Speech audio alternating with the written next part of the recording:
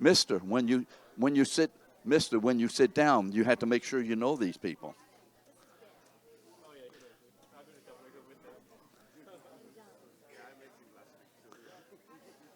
All right. Shh. We're almost ready to begin the class. Shh.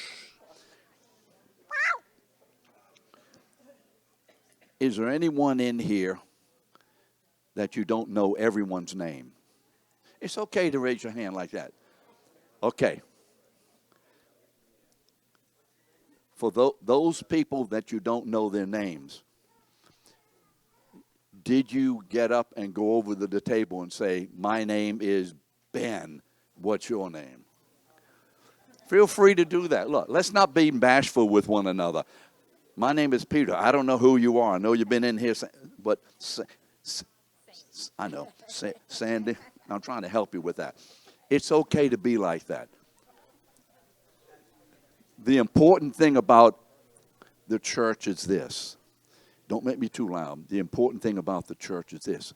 A very important thing is that when we are together, especially in a small room like this, we should pursue knowing one another. Okay? We really should pursue that because this is God's church. How many of you know Melody? I call her Melody because her name is Melanie, but I want to help her to remember what her real name is. So, Melanie, will you stand up? Okay, thank you. Sit down. How many of you know Barry Sykes? Barry, will you stand up? Barry, where are you? That's Barry Sykes.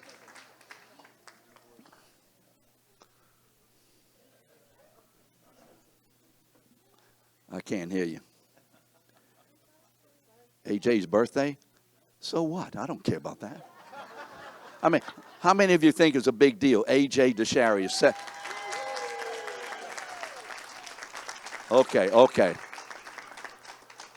Now, here we go. Ready? 1, 2, 3. Happy birthday to you. Boom. Happy birthday to you. Boom. Happy birthday, dear AJ. Happy birthday to you and many more. Now, how old are you today, AJ? You're right. So how old? No, really, how old are you? He's just finished his 76th birthday. He's starting his 77th birthday. We're not interested in birthdays around here, Mike. Okay. Stand up. How many of you know this man? Oh, is today your birthday? You and AJ the same age. Happy birthday to you. Happy birthday to you. Happy birthday, dear Greg. Happy birthday to you and many more. Oh, my word. Anybody we skipped? Well, good to see all of you this morning. So glad you're here. I have to admit this. You may not know this, but it bothers me tremendously when any of you are missing on Sunday morning. It does. And I want you to know that. Come on in, lady. This is the only lady with 2 first names. Well, come on in, y'all. Good to see you. Do y'all know who these ladies are? Okay. Who's the lady in green who's just sitting down? Huh? Amalie. And who's the lady over there who's just trying to sneak in behind everybody? What? Caitlin. Trin. Trin. I don't always get it right. And I want you to know this. and I really want you to know it. When any of you have a family gathering and one of your children are not there, or, someone who should be is a part of the family should have been there, you love them. How many of you genuinely do miss that person? So when I say I missed you, I really mean that, Lisa. I really, really mean it. I do miss you. Because for me, this is quintessentially not just a group of people coming together and hearing a lecture or two, learning a couple of things. This, to me, is, if you would, my family. That's how I feel about it. And I genuinely miss you. I want you to know that. And sometimes what happens to me is this. Rather than saying, how you doing this morning? How are things happening? Everybody know Moose? Remember? Ronnie the Third? I forget and I say, I missed you. And I realize I probably should have said, hi, nice to see you this morning. Are you okay? Yeah, thank you. I missed you. So I want you to understand that, because I don't want you to be put off by that. I really do miss you. Well, let me amend that. A couple of you I don't miss that much, but whatever. Everybody's waiting for the other shoe to what? To drop, right? So, AJ, take it with a grain of salt when I say I miss you. Oh. So good to see you. Really mean it. Good to see you. Pam, she's over here. This is Pam. There she comes. Mozart looking for her daughter, Ray, or Rachel. This morning we're continuing with our study of the attributes of God. And today we're going to talk about two of the most challenging ones. And here's the problem that at least I face as a teacher. And any of you who have taught know how this is. In a short period of time, because we don't have 6 weeks on every attribute. In a short period of time, and Matt and I have discussed this, how much do you say and how much do you not say? What is relevant minimally and foundationally for the class to hear? And it's not that other things are not relevant, but at least not immediately, I can't get my word forth, but I think there are levels of relevancy. And so when we talk about anything of God, there's going to be a massive volumes and volumes of what could be and actually should be shared. And all kinds of implications and questions. Haven't you noticed that already? There they are over there, Eddie. There it is. And so, for instance, with immutability, well, if God doesn't change, how does he change his mind? So today for sovereignty, we're going to go right over the thin ice, over the top of the ice, but the ice is very thick. Skim right over the top. And there are going to be questions all over the place. It's not that you shouldn't have them. You should have them. Hopefully the Holy Spirit will generate questions in you. But we won't be answering them. Why? Because it's not the scope of the class to answer every question. It's the scope of the class to kind of give a, what do you call that when you do a real quick, an overview. Thank you, Kay. An overview. A thin overview. And so I will say this about sovereignty. The question that should come into your mind, which we're not going to talk about that today, the answer. How sovereign is God? That's a question that plagues theologians, that books have been written about. But I don't want to talk about that today. And I already say it in the beginning, because what's going to come up in your mind is this. What does this mean about this, that, and the other? So maybe I shouldn't have said that, but I did, and here we are. So let's talk about God's sovereignty. Remember, we've already talked about God's aseity. What does aseity mean? Self-existence. Aseity means that when there was nothing anywhere whatsoever, nothing existed, God is. Don't say God was. God is. And out of nothing, God created everything. Right? So we talked about his aseity. We've talked about omniscience. What does omniscience mean? He knows absolutely everything. There's nothing about himself nor about anything of the creation that God does not know comprehensively and immediately.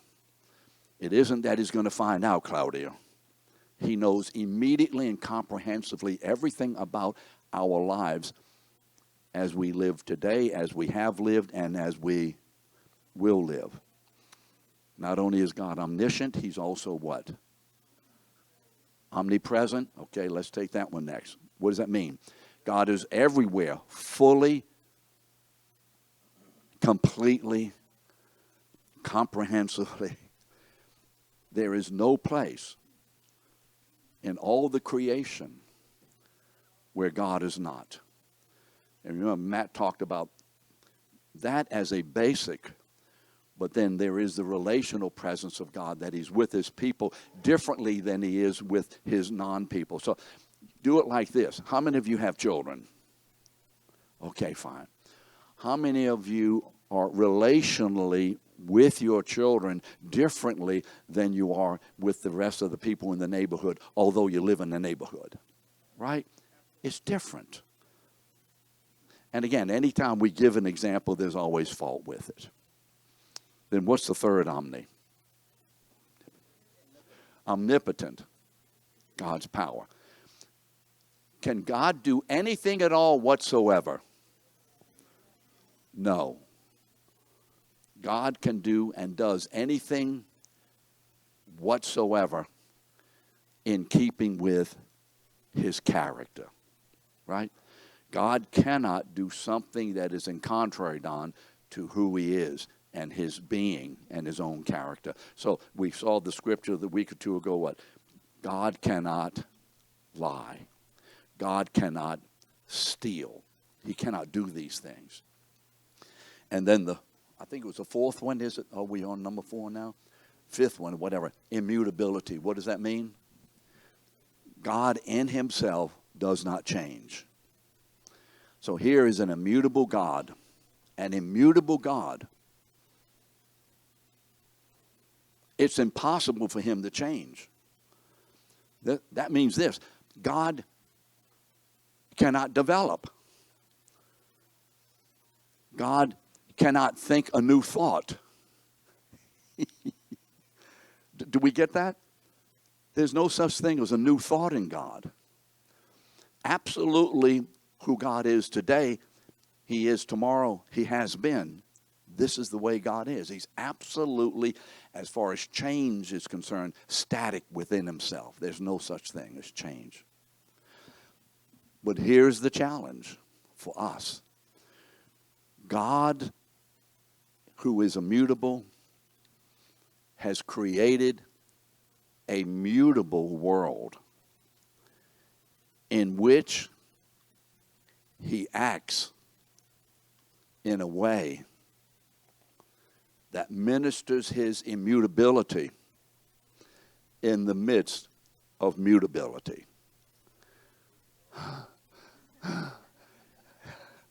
Now, don't ask me to repeat that. Don't do that. Somebody said, oh, could you repeat that? I will have to say this, Michael. You have to get the tape. And so when we understand that, we begin to realize, oh, I understand. That's why God can seem to change his mind when he's actually changing his mind and yet remain immutable in his person and as to his essential purpose, right? Is everybody with me on that? Is everybody okay? Today I want to talk about sovereignty, and I know it's taken me a little while to get there. It's so typical of me. Matt has a better handle on himself than I have on myself. We want to talk about the sovereignty of God. This is one of the challenging ones. How many of you are personally challenged by the fact that God knows everything? I mean, that's a real challenge to you. Man, how many of you are personally challenged that intellectually, but relationally, experientially challenged by God is, he is. Okay. That God is all powerful. How many, man, that's a challenge for me. But today and next week, we're going to get into a couple of the attributes that become experientially and even intellectually challenging for us, differently intellectually than the ones we've been through. Because the ones we've been through kind of don't touch us on a daily basis. But when we come to God's sovereignty, Ronnie, that's where. You mean to tell me that when this happened, Dennis, God was sovereign? You're going to actually tell me that? Are you with me this morning? God's sovereignty is a major challenge, even for his people. Now, let's be truthful. How many of us, maybe even at least once to a little bit, ever had a problem with God's sovereignty? Come on.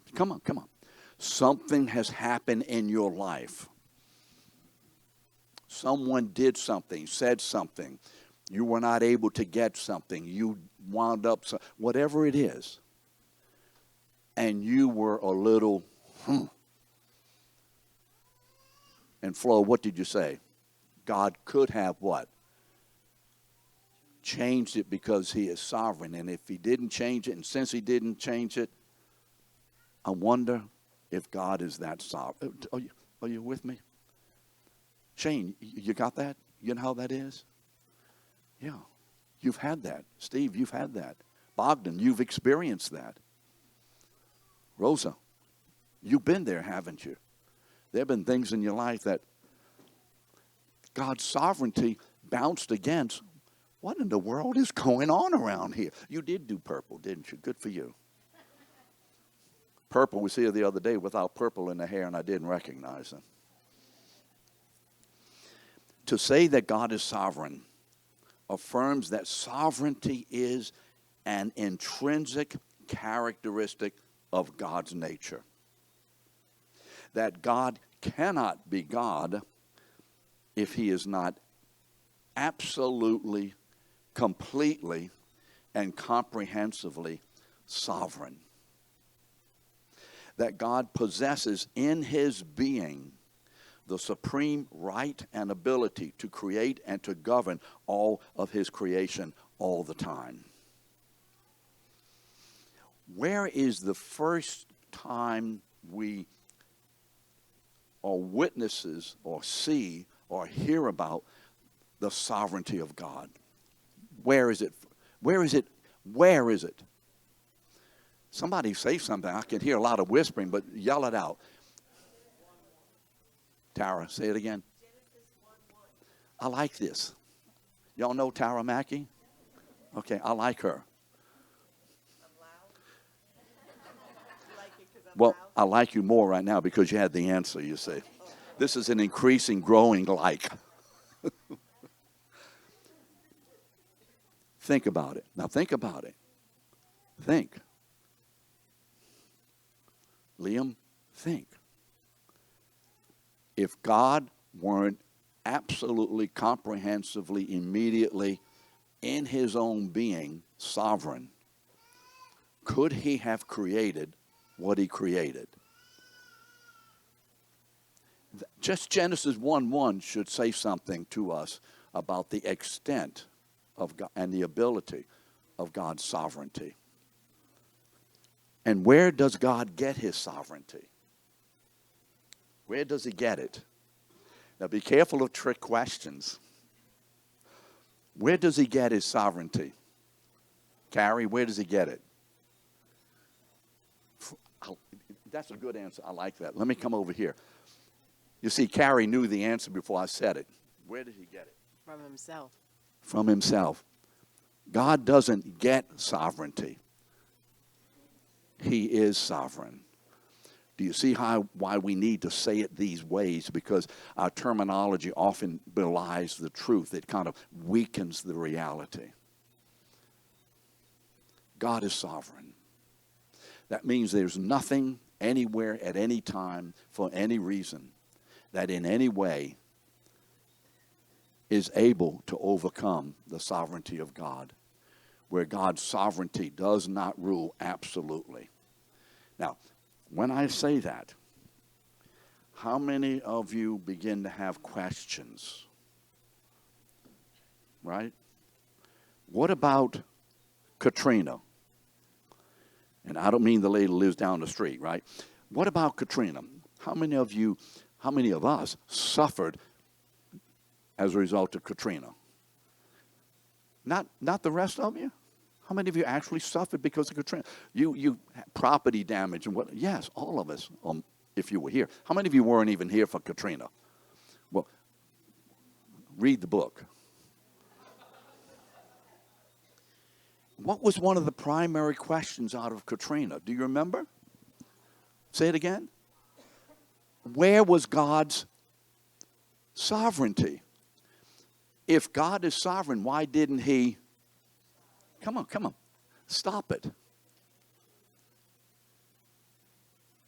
If God is sovereign, why doesn't he? But you see, what we fail to remember and what this reveals about us is that God's sovereignty is an attribute, but doesn't function independently of his other attributes. You see, that question, where is God's sovereignty? Forgets that God's sovereignty functions within the context of all of his other attributes. And I think that's a major lesson, hopefully, that is coming out of this class. To say that God is sovereign means that God's personal right to rule, that his personal right to rule is completely free of any external constraints or limitations of any kind at any time whatsoever.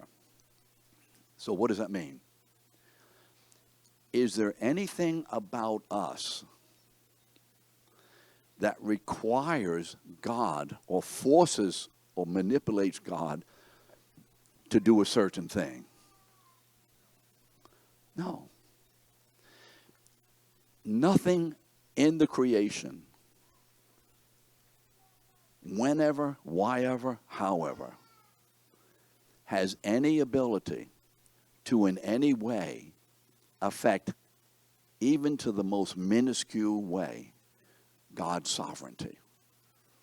Everything that God does and everything that he says, anything about God's work is a result of his own personal sovereign nature. Correct? So let's begin to remember this, that if I read my Bible tonight, God may do something for me tomorrow that I need him to do. How many of us have ever done these things? Come on. It's okay. We feel that if we can act or do something in a particular way that might hopefully please God, that will encourage God to do what? To be nice to us, to bless us. Isn't that right? Can that happen? So, why does God bless you? Because he blesses you. And it is his nature and will to do so. Is there anything in me or in you that causes or moves God to have to bless us? Did you hear what I said? To what? Have to bless us.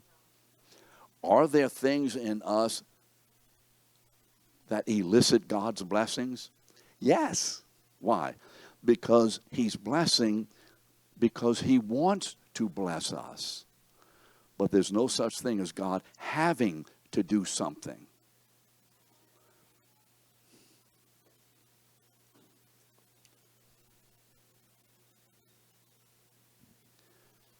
So here's what I want to do. I think it's in your notes. As I've already said, we must remember that God exercises his sovereignty within the context of his other attributes. So look, therefore, God's sovereignty is this in your notes? An omnipotent sovereignty. Is that in your notes?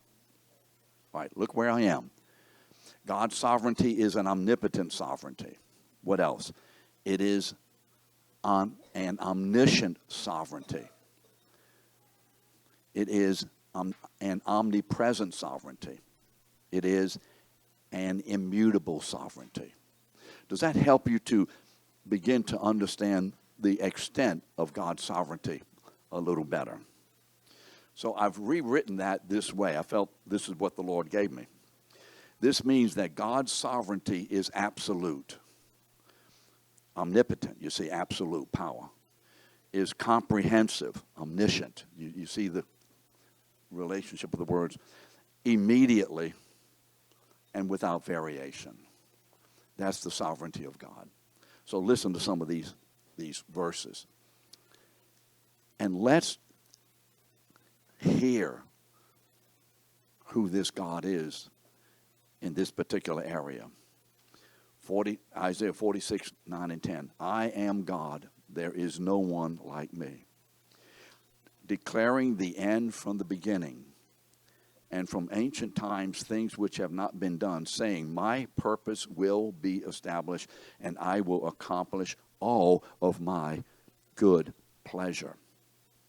Now that should, for believers, be encouraging. Because why have we been saved?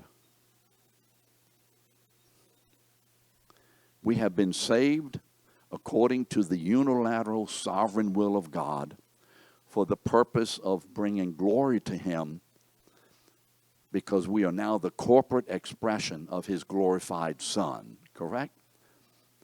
And so, now that God has saved us, is God sovereignly able to keep us saved? Yes or no? Yes. Psalm 22:28. The Lord rules over the nations. 66:7. God rules by his might forever. Let's go down to Romans 8:28. What does Romans 8:28 say? And by the way, it's written two different ways, and the Greek can bear both. For we know that all things work together for the good.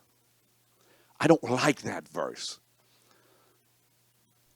This is the way I like to say it, because this is the way I think it should be said. For we know that God works in all things, or works all things for the good. For whom? For those who love him and who are called according to his purpose. Now, can we trust that? Why? Because you see, if God knew all things and whatever, except from power, whatever, if he's not sovereign, it may not work. His will to save you, Lisa, may not be able to be done because of his lack of sovereignty. You see, because God is free within himself. But the real question that floats around here, and I'm going to actually ask it, Matt, to put it out there. Is God's sovereignty subject to my decision? Do we understand that? Did I say it okay? So God is the only one who has what? Yeah, but what are the two words I'm looking for? Free will. Say it again. free will.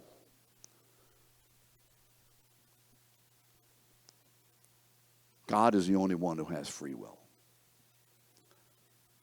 What does that mean? I wasn't going to do this, but I just feel to do it. What does it mean God is the only one that has free will? We don't. But what does it mean? God is the only one who has free will. What is the operative word here? Free or will? Well, we know God has a will. So what is the operative word? Free. You see, Ken, what's the operative word? God has free will. Now, what is free will and what does it mean, free? Free what? What does it mean? God's will is the only will that is completely and absolutely, I said this in the beginning, free of anything, any constraint, any external thing, any activity, anything at all from encumbering his will. Do we get that? Do we have that kind of free will? Do we or not? When you make a decision, whenever you make a decision to eat that chocolate ice cream, that pecan pie, is your will free from anything at all? Or is your will being tantalized, beckoned, wooed? You know what I'm talking about? Stroked. So that external thing from you will be able to get you to want it. And the wanting, if it's strong enough, will get you to eat it. Is anyone in here, do any of us have a will that is free from any external constraint? Anybody? So, do we have free will? Come on. Do you understand that? Does everybody understand what I just said? Do we have free will? Do we or not? Now, I know what's going on in your head. Well, what about it? And you begin to go down the other categories. We're not going down that right way. We may have to do it one day, and I'll let Matt do that. He wants to do it. And he has taken Evan May's place, and he knows all the answers, so I'm not going to have to worry about that. So one day, when Matt's up here, you ask him. That's the joy of having a microphone. Seriously. There's a huge divide and debate in Christianity between that group that believes that man's will is not free in relation to seeking God, and the other group thinks it is free to some extent. But the problem is the word free. We have to make sure we understand. So the word free will, where is it used in the Bible? The word free will, where is that used? Only where? In the Old Testament. No such thing as free will. No such thing as terminology in the New Testament. It's not there. Search it. Free will is always associated with offerings. The sacrificial offerings, free will offering of grain, free will, bring your free will offerings. In other words, God says, in this particular case, this offering, you are not obligated to do it. You are free to do it or not to do it, correct? But essentially, are we free in the essence of the word? At least let's make sure we get that part down and allow God to be the only one who is actually free to do according to his will whatsoever, in keeping with his character, and know that our will is not free. It can't be. We live in a world that is always bombarding us with issues, circumstances, desires, fears. And so the issue whether we're free to be able to search for God on our own or not is another issue, maybe for another day. Have I helped you this morning? The emphasis, again, is this.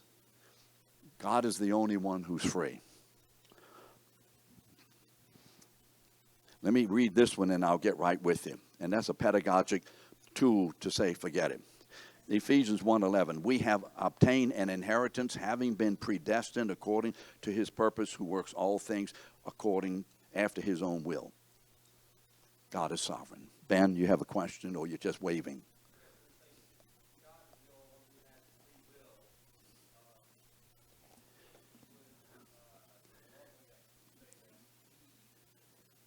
Can all y'all hear Ben?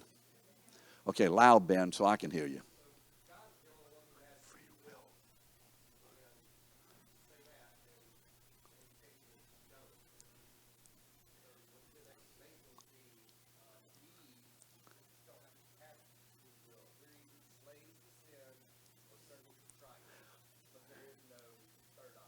Well, okay. God has free will, which means that he is free from anything external to himself to have to make a decision or do something. There's nothing that motivates God beyond himself. You see, Dan, God does what he does because of who he is. For instance, you know the classic statement, why does God love you? And he tells Israel in chapter 7, remember? Verses, 7 and 8, I think? Here's why God loves you, and here's why God loved Israel. I loved you because I love you. What? I love you because I love you. Why does God love us? 1 John chapter 4, verse 8, or verse 16. That's the answer. Why does God love us? Because God is love. He sovereignly chooses to settle his love upon us. God is free to do everything according to his character and his purpose. But we are not, because we're bound by this world. Maria, don't you feel that? There's certain things that I think I'm going to take a chance here. There's certain things you would like to say, but you just don't because of, right? There's sometimes language I may want to use, but maybe I shouldn't. There's some things I may want to say to somebody, but what? I'm constrained. My will is constrained.